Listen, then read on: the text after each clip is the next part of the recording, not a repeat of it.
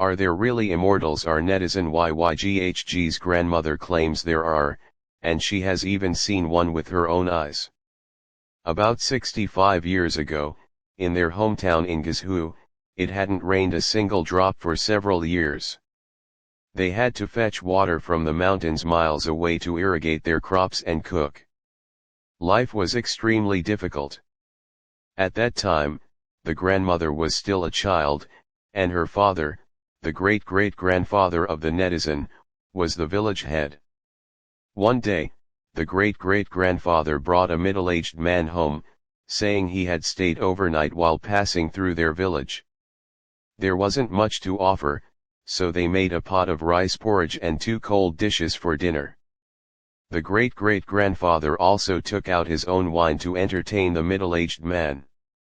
During this process, the grandmother learned that this man's surname was Gu, and she called him Uncle Gu.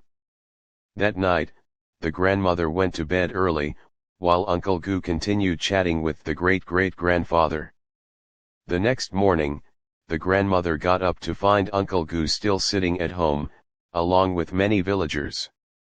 Upon inquiry, she learned that Uncle Gu claimed to have the ability to survey the land and, in gratitude for the great-great-grandfather's hospitality, he wanted to find a well for their village. At that time, the village had tried many times to dig a well, but to no avail. In fact, everyone had lost hope, but they still followed Uncle Gu to find this well. The grandmother went along too. Uncle Gu held a bamboo ruler in his hand, stood silently for a while here, gestured in the air for a while, and from time to time put the ruler in front of his eyes, just like aiming when shooting. In short, at noon, Uncle Gu pointed to a spot with his ruler and said there was water there. Without even eating, the villagers with tools began to dig the well, and after about 10 meters, water really started to flow. The villagers were very happy. With the well, they wouldn't have to work so hard to fetch water from the mountains miles away. As a result, the villagers began to expand the well, but while doing so, they unearthed the body of a woman wrapped in red and yellow cloth, completely shriveled up. At that time, there were quite a few nameless corpses, and everyone didn't pay much attention to it, so they continued working. They dragged the corpse to a nearby temple and asked an old monk to perform a ritual for her.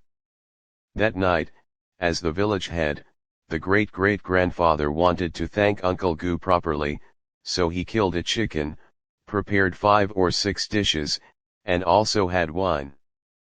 That night, a heavy rain fell. The grandmother said the thunder that night was the loudest she had ever heard in her life. The thunder was so loud that the ground trembled. The next morning, the grandmother was awakened by the noise, and many people had come to their home, all the villagers, saying that the fields that had been irrigated the day before were all dried up, the rice was dead, and even the well they had just dug was dry. Uncle Gu was also awake at this time. Upon hearing what the villagers said, he hurried to the temple where the corpse had been taken away the day before.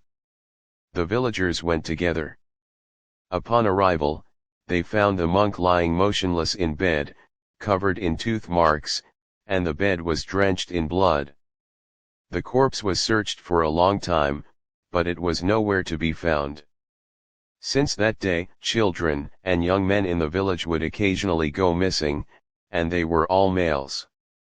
As the village head, the great-great-grandfather was very anxious, looking everywhere for someone to solve this problem, and the police were of no help.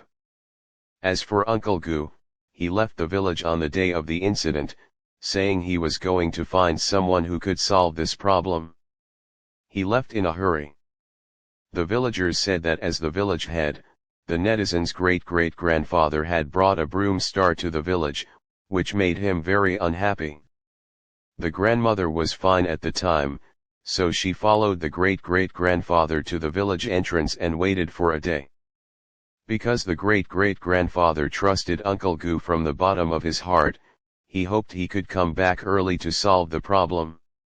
About a month later, Uncle Gu finally returned. He told the great-great-grandfather that it must have been when he was digging the well that he released the drought land that had been here before, which was the corpse. However, he had contacted his sect, and his elders would come soon, and they must help the village solve this problem. The next day, Uncle Gu made a flute out of bamboo. At that time, the grandmother thought it was very interesting and asked Uncle Gu to make one for her as well. After that, Uncle Gu would go to a nearby mountain every morning to play the flute, and he played for several days in a row. One night, an old Taoist priest in tattered clothes came to the village. His hair was white and tied up haphazardly. He carried an iron sword on his back and a gourd. Uncle Gu called him his uncle when he saw him. They chatted with an old man in the village and the great-great-grandfather all night. The next day, they came together and went straight to the well. The old Taoist priest drew with his sword for a long time, facing the heavens and the earth, and finally said that after the well was filled, they returned to the grandmother's home. On the way, the old Taoist priest told the villagers that the creature had been sealed and could not return. The next morning, Uncle Gu and the great-great-grandfather, as well as the old Taoist priest, drank a lot of wine. After a while of sleeping, the old Taoist priest suddenly woke up. Then he stood up and said that he had come out to do bad things. The great-great-grandfather and Uncle Gu both ran out. At that time, the grandmother was still young, so she ran out to watch the excitement. The great-great-grandfather also called the young and strong men in the village at that time, asking them to take their weapons and follow. As for a group of people, they ran to a nearby hillside. The old Taoist priest suddenly stopped and shouted to the front, saying, "Senior, I have no ill intentions. My children are not sensible, and they have moved your land. Please come out and let's discuss this properly. The younger generation will choose a good feng shui place for you to rest well. You do not belong to this world. What do you think?" Just after he finished speaking, a woman with no clothes and long hair jumped down from a tree in front, holding a child. At that time, a playmate suddenly dropped the child to the ground, and the child was motionless. At this time, the grandmother saw in the moonlight that the woman's whole body was brass-colored, and then the woman screamed, and the voice was particularly harsh, and everyone covered their ears and rolled on the ground. Except for the old Taoist priest, Uncle Gu, and a few family members of the victims, everyone else ran away. But the grandmother didn't know how to be afraid when she was young, so she lay on the ground and secretly watched from behind a tree as the old Taoist priest took off the gourd, sprayed a mouthful of wine on the sword, and rushed up to fight with the woman.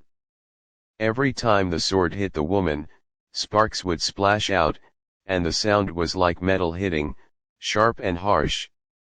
It may have taken a few minutes, and the old Taoist priest was obviously at a disadvantage. During this process, Uncle Gu was always holding his ruler towards the sky. Suddenly, he shouted, "Uncle, it's done." The old Taoist priest hurried back. Uncle Gu rushed out with the bagua mirror. The grandmother felt that the moon in the sky was very bright at the time, and the bagua mirror in Uncle Gu's hand reflected a substantial white light on the woman. The woman wanted to run, but it seemed like she was held by something, and she couldn't struggle to run away. The old Taoist priest went up and slapped her face, then he cut her hand with his sword and drew something on the woman's body with his own blood, and the woman stopped struggling and fell to the ground. Finally, the old Taoist priest used a force that ordinary people could not understand, and with one hand, he dragged a huge stone nearby and smashed it on the woman. After returning to the grandmother's home, the old Taoist priest bandaged his wounds and left with Uncle Gu overnight. Before leaving, he entrusted my great-great-grandfather that no matter what happens, the huge stone must not be moved, otherwise the world will be in chaos. Until now, the netizen is in his 20s, and that huge stone has always been there, whether it was building roads before or building a school there now. How big is the huge stone? The netizen said it's like a small mountain. Anyway, when building roads at the time, a truck hit it, and the front of the car was gone, but the stone didn't move. Well, see you next story.